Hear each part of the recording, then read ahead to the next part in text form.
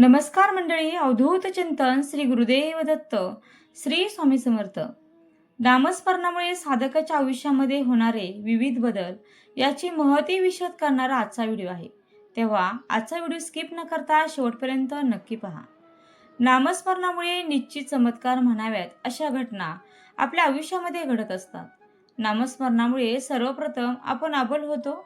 आपल्याला एकांताची आवड निर्माण होते. बहुतेक संतांची चरित्रे वाचल्यावर आपल्याला हेच लक्षात येईल की ते सुरुवातीला एकांतात होते, समाजापासून अलिप्त राहत होते. साधना पूर्ण झाल्यावर त्यांनी लोकात राहायला मिसळायला सुरुवात केली.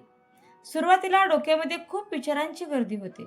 इतके दिवस जे विचार आपल्या मनामध्ये ठाण मांडून बसलेले असतात त्याच्यावर नामस्मरणाचा हल्ला होतो आणि ते आपली जागा सोडू लागतात.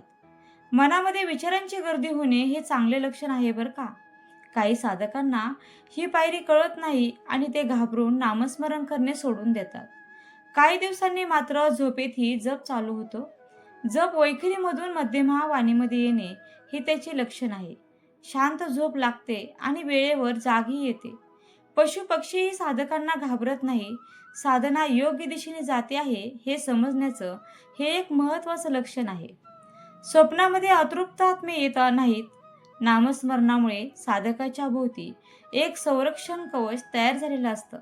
त्यामुळे आत्म्यांना प्रवेश मिळत नाही, राग येत नाही. हेही साधना व्यवस्थित चालल्याची खूण आहे. नामस्मरण करूनही जर तुम्हाला राग येत असेल तर तुम्ही नीतिनियम पाळण्यामध्ये कमी पडता असा याचा अर्थ होतो. क्रमांगणाने कुंडली शुद्ध होत जाते आणि त्या अनुषंगाने घटना घडत जातात. नामस्मरण हे ग्रहावरही मात करणारे आहे. कुंडलीतल्या प्रत्येक स्थानाला नाव आहे. उदाहरणार्थ, प्रथम स्थान हे स्वभाव स्थान, द्वितीय स्थान हे धन स्थान, तृतीय स्थान हे पराक्रम स्थान वगैरे वगैरे. साधकाची प्रगती होत गेल्यावर कुंडलीतील ही स्थाने शुद्ध होत जातात आणि त्याप्रमाणे अनुकूल घटना घडू लागतात. आश्चर्य म्हणजे सर्वसामान्य लोकांनी सुख मिळवण्यासाठी सुरुवातीला नामस्मरणाची कास धरलेली असते. पण जशी जशी साधना पुढे जाते तशी तशी त्यांची वासना कमी होत जाते.